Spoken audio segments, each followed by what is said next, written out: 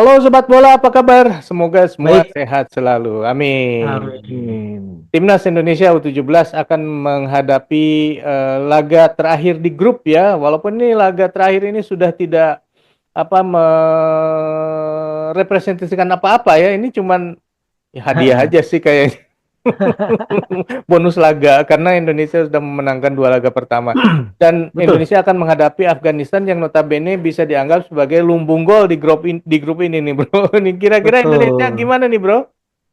Ya, ini kan pertandingan yang merepresentasikan hasil sebetulnya kan. Mhm, Indonesia sebagai, ya boleh dibilang sebagai juara grup lah. mhm, Dengan begitu dikdaya dengan 2 kemenangan. mhm, Sementara dengan juga agregat gol bagus ya. mhm, Sementara melawan Afghanistan yang paling dianggap secara de facto dia adalah mhm, paling yang lemah gitu loh. mhm, mhm. 2 kekalahan, 8 gol itu kan sebuah capaian yang mungkin sangat buruk ya. Mhm, Tinggal bagaimana sebetulnya yang harus dihadapi oleh tim Indonesia setelah mhm. laga ini tuh sebetulnya tidak menentukan apa-apa gitu loh bro. Iya, betul.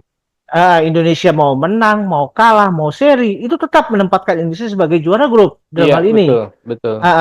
Karena kan perhitungannya yang dilihat adalah salah satunya head to head ya. Iya, Head to betul. head Indonesia dengan Yaman lebih bagus, bahkan juga dengan Korea kita lebih bagus. Iya. Jadi apapun hasilnya Indonesia akan sebagai juara grup. Mhm, Nah, cuma inilah yang dibutuhkan adalah kebijakan dari Coach Nova untuk mhm, mengatur formasi yang mungkin dianggap ideal ketika mhm, melawan Afghanistan nanti, bro. mhm.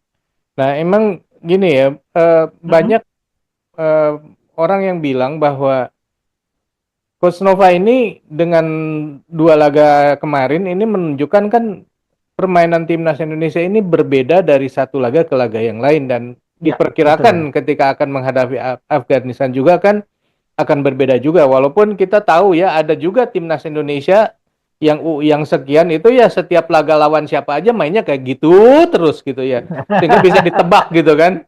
Nah, ini Ah, kan enggak ya. Jangan ketawa dulu.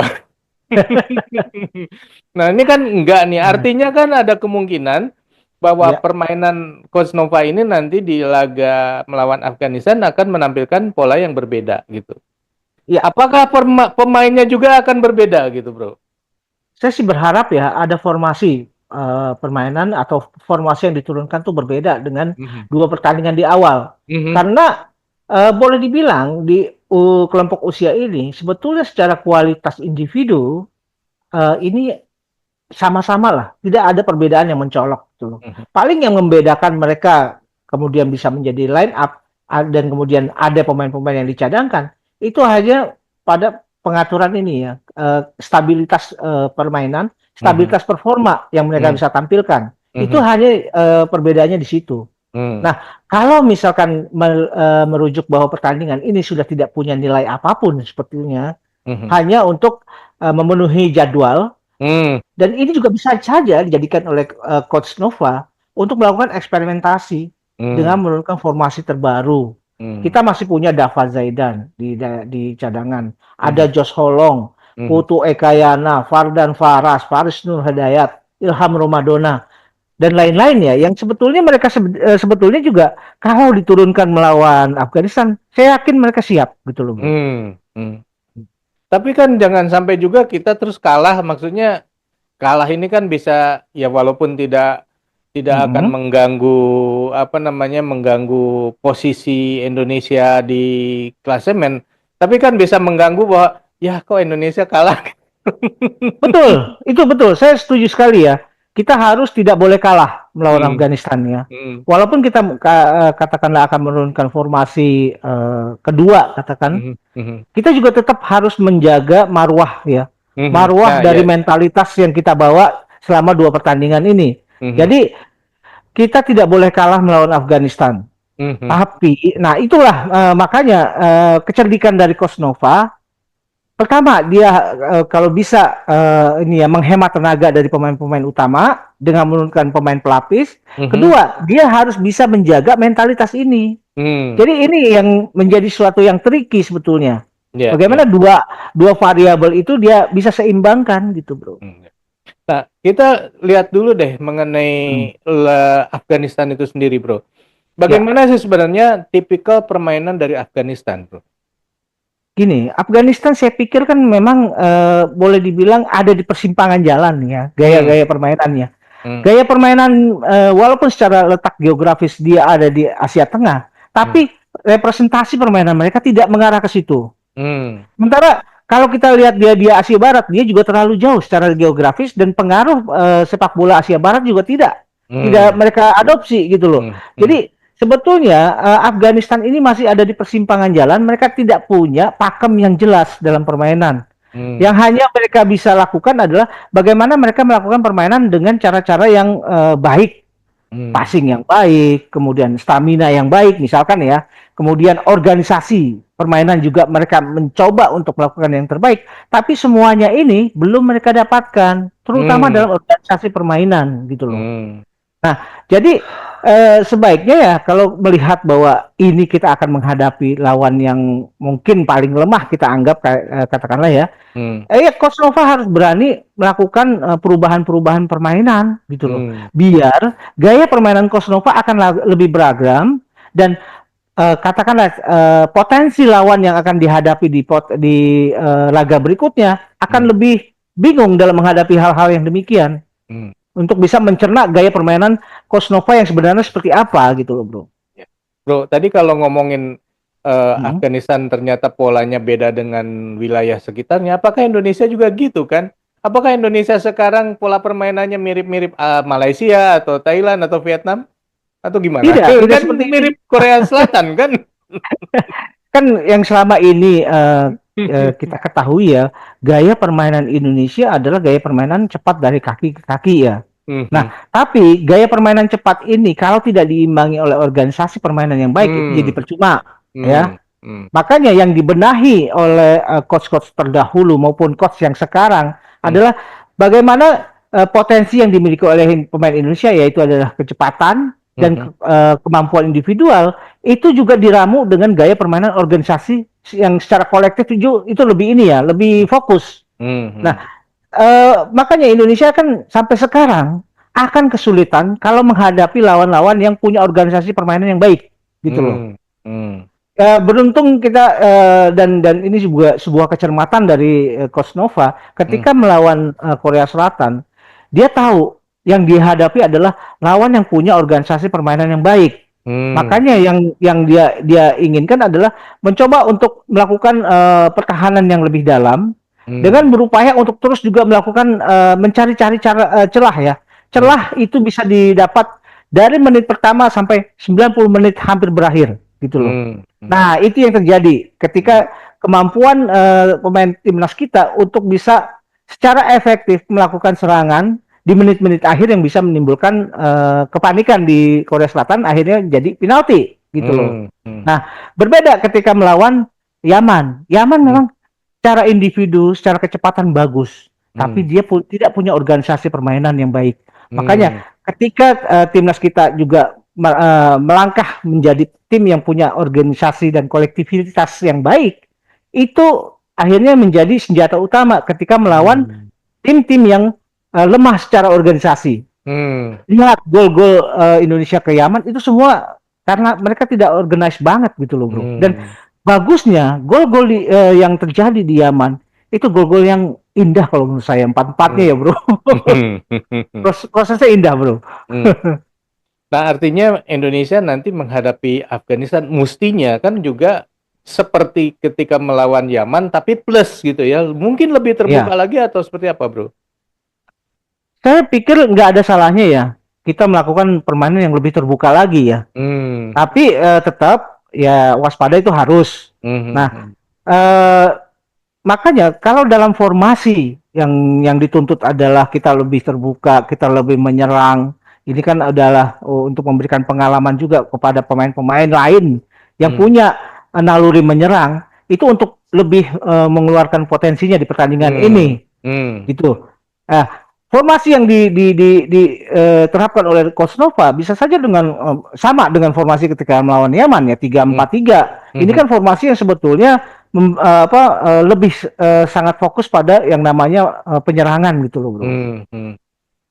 Ya, mungkin nanti bisa aja berubah jadi lebih lebih lebih progresif ya, lebih ke depan lagi, bisa jadi kayak gitu kali ya. Atau gimana nih, Bro? Betul. Nah, Iya. ini apakah Indonesia akan menyerang terus-terusan atau hanya di awal aja, yang penting gol duluan terus habis itu lebih leluasa atau seperti apa, Bro?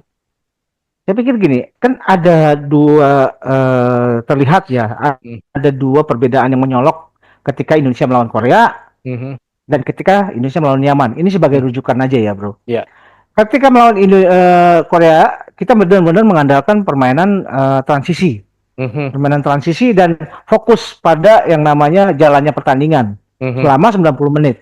Berbeda ketika melawan Yaman, kita pun sebetulnya secara possession football kita kalah. Tapi bagaimana possession football yang katakanlah lebih rendah ketimbang Yaman, kita secara efektif bisa memanfaatkan ruang-ruang kosong, bisa memanfaatkan kelengahan-kelengahan yang dibuat oleh pemain-pemain Yaman gitu loh, Bro. Nah, kalau di pertandingan ketiga, saya pikir begini, kita menghadapi tim yang lebih lemah ya. Tidak ada salahnya bahwa kali ini possession football harus kita pegang. Gitu loh. Kita jangan dua pertandingan ini kita kan kalah posisinya. Tapi kali ini posisi kita pegang dari sejak awal. Oh, gitu. Yang lawan Jadi ini untuk menampilkan ini ya varian-varian yang berbeda yang bisa dimunculkan oleh Coach Nova, strategi yang berbeda, taktikal yang berbeda gitu, Bro. Jadi Indonesia menang lah pokoknya ya lawan Afghanistan ya. Golnya berapa? 5-0. Kan Korea Selatan bisa 6-0, Bro. Betul.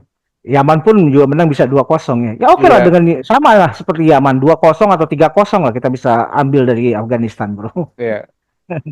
Nah, terus calon lawan Indonesia nih gimana nih, Bro? Kan Indonesia sudah dinyatakan jadi juara grup lah, apapun yang terjadi di laga terakhir lawan Afghanistan di grup besok gitu ya. Betul. Kita akan menunggu lawannya nih, siapa nih lawannya?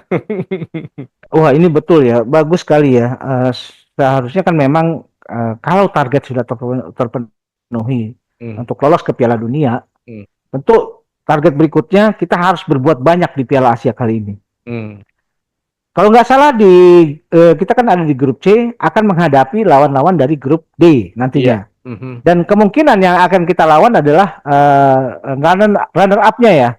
Runner up dari grup D. Grup D ini masih menyisakan kalau nggak salah satu atau dua pertandingan lain. Satu pertandingan lagi. Dan ini begitu cair ya, karena komposisi poin-poin yang didapat juga masih memungkinkan ada perubahan-perubahan di klasemen akhir. Memang kita lihat dalam hal ini ada Tajikistan, Oman, Iran dan Korea Utara yang berlaga di grup ini, dan terlihat bahwa Korea Utara sangat besar kemungkinan dia akan menjadi juara grup. Gitu. Nah, kemarin Iran kalah melawan Oman nih. Nah, ini juga sangat membahayakan. Sementara Iran di pertandingan terakhir itu akan melawan Tajikistan yang juga masih punya peluang. Karena Tajikistan saat ini kalau nggak salah ada di klasemen kedua kalau nggak salah ya. Runner up. Nah, ini juga makanya calon lawan Indonesia yang sangat mungkin antara Tajikistan, Oman atau Iran, Bro. Nah, kalau lawan Iran ini kan kemarin kita pernah uji coba lawan Iran. Dan kalah 2-0. Iya, betul. Nah, gini, saya sih agak-agak berat ya kalau melihat pada komposisi klasemen, sementara yang melihat Iran ada di posisi terakhir ya. Nah, saya sih masih ada kemungkinan Indonesia akan menghadapi kalau nggak Tajikistan, Oman nih, dalam hal ini ya. Dia akan menempati runner up di grup ini. Jadi kalau kita melawan Tajikistan, melawan Oman, rasanya kok bahkan melawan Iran sekalipun dengan kondisi kita sudah melangkah sudah pasti ke perempat final, rasanya secara mentalitas kita juga sudah siap, Bro. Jadi tidak ada yang perlu ditakuti dalam hal ini, Bro. Ya, ditambah lagi kita akan mendapatkan keuntungan istirahat 1 hari lebih banyak daripada dari grup D ya, karena grup D ini kan bertanding sehari setelah Indonesia gitu. Jadi kalau ketika Ya, bertemu Indonesia lebih bugar mestinya, apalagi kalau kemudian di laga terakhir besok itu ternyata pemain-pemain betul. inti kita diistirahatkan, sehingga mudah-mudahan nanti di laga di perempat final ya, di 8 besar, di perempat Hmm. final itu ketika melawan runner up dari grup D, Indonesia lebih bugar dan bisa memenangkan pertandingan dengan hasil yang bagus. Ya, Bro, ini saya juga ini bro.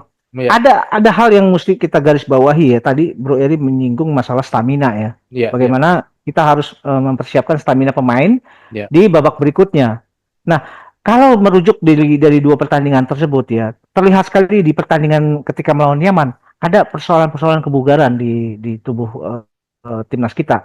Hmm, Karena mereka baru aja melawan Korea hmm, yang mereka benar-benar harus konsentrasi hmm, selama 90 sekian menit. hmm, Ini kan konsentrasi dan kemudian bertahan ini kan sesuatu yang sangat menyulitkan ya dan hmm, sangat menguras stamina. Makanya ketika pertandingan melawan Yaman itu terlihat bahwa ada persoalan stamina. Nah, hmm, kalau memang saya sih kalau melihat bahwa komposisi jadwal pertandingan seperti ini Indonesia memang diuntungkan satu ya jadwal hmm. yang lebih Indonesia mungkin 1 hari lebih banyak istirahatnya dan Betul. kedua Indonesia bisa memanfaatkan pemain-pemain dari cadangan, bro. Ya, Jadi ini jadi, recovery-nya akan lebih banyak buat pemain-pemain inti, bro. ya, ya, mantap, mantap. Nah, terus ada tulisan ini di ini apa di kolom komentar kita ya, Hah? mengenai eh, Belanda yang gugur. Ya kan kita Iya, iya, tahu iya. ya di timnas senior kita kan hampir hampir hampir semuanya dari Belanda ya, asal Belanda Iya, ya. iya, Berlatih, betul. mereka berlatih dibesarkan di Belanda, dan sehingga banyak yang membanding-bandingkan Indonesia dengan Belanda, dan ternyata di U17-nya justru Belanda tidak lolos nih, Bro. Gimana nih? Iya, iya. Ini mungkin saya akan hubungkan ada satu statement dari pelatih ya, mantan pelatih lah Mhm, yang sebelum laga Piala Asia ini dimulai mhm, itu menyatakan bahwa Indonesia lebih mudah untuk bisa tampil di Piala Dunia hmm. katakanlah. Saya kok agak tersinggung dalam hati ya.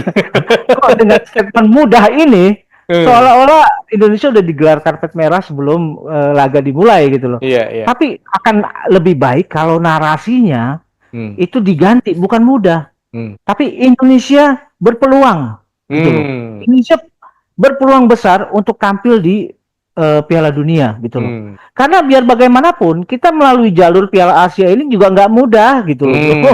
iya, benar-benar. Jadi agak-agak sinting juga ya orang yang bilang Indonesia mudah Iya, untuk iya, tampil. Karena ini dia beranggapan bahwa Piala Dunia Under 17 ini kan memang kuotanya makin banyak. Kalau nggak salah betul, ada 48 negara ya. betul. Tapi ya ini jangan dianggap sebagai sesuatu yang mudah gitu loh. Iya, Tapi ini akan membuka peluang yang lebih besar. Iya, itu saya setuju. iya. Tapi kalau ada narasinya mudah, saya tersinggung, bro. Loh, gini ya, kalau misalnya kan Hmm, di tahun-tahun yang lalu Piala Dunia U17 ini pesertanya 24, sekarang ya. 48. Berarti kan kalau disebut lebih mudah itu benar, artinya dalam artian bahwa karena jumlah pesertanya lebih banyak, sehingga kan menjadi lebih mudah untuk masuk ke Piala Dunia. Nah, kalau misalnya Belanda aja nggak bisa masuk, gimana dong? Nah, Kan sama aja nah itu harusnya kan? dia. Artinya Itu juga dia. di Eropa juga harusnya dapat jatah lebih banyak juga dong, gitu kan? Betul. Jadi nggak bisa bro dibilang lebih mudah. Saya Iya, pikir yang narasi yang paling benar adalah lebih berpeluang. iya. Itu lebih benar. Nah, kita contohkan bagaimana Belanda ya. Mhm, Belanda aja tidak lolos gitu mhm, loh. Tidak lolos untuk tampil di Piala Dunia nanti. Itu nah, kan juga menandakan bahwa ini sesuatu yang harus diperjuangkan gitu loh. hmm, hmm, Tidak mudah untuk bisa masuk ke Piala Dunia gitu loh. hmm, hmm, Nah, apalagi gini, memang kalau kita breakdown ya mhm, per regional peserta Piala hmm, Dunia itu kan hmm, terbagi dari ada zona Asia, Iya, zona Eropa, iya. zona Afrika, zona Amerika Latin, dan zona Amer- CONCACAF ya, kalau nggak ya. salah Amerika Amerika Utara. Utara. Mhm. Mm-mm. Ini kan selama ini yang dianggap paling perbedaan kualitas antar negara itu adanya di zona Asia. Iya. Itu, ya. Zona Asia selama ini menganggap, wah kalau dari Asia Selatan, dari Asia Tenggara, itu makanan dari negara-negara Asia Timur, Asia Tengah, Asia Barat. Tapi ini Iya, kan berbeda sekarang. iya, iya. Ketika konstelasi perimbangan kualitas di negara Asia pun sudah hampir mendekati level-level di Amerika Latin, Iya. Amerika Utara, Eropa, dan Afrika gitu loh. Mhm. Jadi saya pikir dengan majunya Indonesia dan Mhm. saya juga berharap Vietnam juga bisa laju untuk mewakili ASEAN. Ini kan Mhm. juga menunjukkan bahwa ASEAN bukan lagi lalapan, bukan lagi makanan dari negara-negara Asia Tengah, Asia lain gitu loh, Bro. Nah, ini kalau Vietnam sendiri gimana nih, Bro, nasibnya? Ini kan sama juga dengan kayak di grup Sama, D ya, ya. Bahwa ini betul. kira-kira bisa nggak nih Vietnam lolos nih? Mereka kan masih masih dalam situasi yang belum jelas ya. Belum jelas karena memang mereka masih menyisakan satu pertandingan melawan Uni Arab Emirat ya. Hmm. Uni Arab Emirat ini dari sisi poin itu jauh lebih baik lah daripada Hmm. Vietnam. Hmm. Dalam hal ini Vietnam harus bisa mengalahkan Uni Emirat Arab Hmm. supaya dia bisa melewati poin-poin dari yang diterima oleh Uni Emirat Arab atau mungkin juga Jepang ya Hmm. katakanlah. Hmm. Kalau kita lihat Jepang akan menghadapi Australia. Iya. Australia juga sebetulnya secara kualitas juga nggak gampang gitu loh. Hmm. Walaupun mereka bisa dikalahkan oleh Uni Emirat Arab, Hmm. bisa kemudian ditahan seri oleh Vietnam. Hmm. Makanya tidak mudah juga nih, bahkan mungkin sangat sulit ya buat Vietnam untuk bisa mengalahkan Uni Emirat Arab. Hmm. Mengingat gini, ini sebagai sebagai analogi ya. Hmm. Ketika di kualifikasi menuju Piala Asia, kita kan satu grup juga dengan Yaman, Hmm. dengan kalau nggak salah Vietnam, Hmm. nah dan kalau nggak salah Kamboja atau siapa ya. Tapi yes, Yaman, Vietnam itu bisa dikalahkan Indonesia Hmm. gitu loh. Nah sementara Vietnam dengan Yaman kalau nggak salah seri gitu loh. Hmm. Nah, sementara kalau berhitung pada komposisi yang sekarang, ini sepertinya Uni Emirat Arab juga ada dalam posisi mentalitas yang bagus Hmm. ketika mereka bisa mengalahkan Australia. Hmm. Nah, apakah bisa Vietnam bisa mengalahkan Uni Emirat Arab? Itu yang menjadi pertanyaan. Tapi Gitu. gini, Bro, jangan salah loh. Australia Hmm. ini kan juara AFF ya, U17. Iya, betul, Masa betul. juara AFF kalah? Malu dong AFF-nya. Ya kita bersyukur ya masih ada Vietnam di situ. Jadi mudah-mudahan Vietnam juga bisa menambah satu slot lagi Asia Tenggara di Piala Dunia, Bro. Iya. Tapi Hmm. kelihatannya Australia agak berat ya untuk bisa lolos ya, Bro. Berat. Di pertandingan terakhir dia melawannya Jepang. Jepang juga kan dalam kondisi belum nyaman betul, Hmm. gitu loh. Dia artinya masih ada pertandingan yang secara serius harus dilakoni oleh Jepang, gitu. Hmm. Jadi ini semua pertandingan, dua pertandingan ini di laga grup ini akan terjadi pertandingan yang serius banget nih, hidup mati sebetulnya, Hidup mati ya. gitu. Oke. Uh, Oke, Sobat Bola, itulah obrolan kita mengenai seperti apa kira-kira timnas Indonesia akan menghadapi Afghanistan di laga terakhir fase grup Piala Asia U17 ya. Apakah Indonesia akan menurunkan pemain yang selama ini berada di bench gitu ya, atau kekeh dengan pemain utamanya gitu ya? Dan apakah Indonesia juga akan bermain menyerang, lebih menyerang, atau ya parkir bis, atau seperti apa? Kalau sobat punya pendapat silahkan tulis di kolom komentar. Sekian dulu obrolan kita lanjut di obrolan lain. Sampai jumpa, bye. Thank you, bro.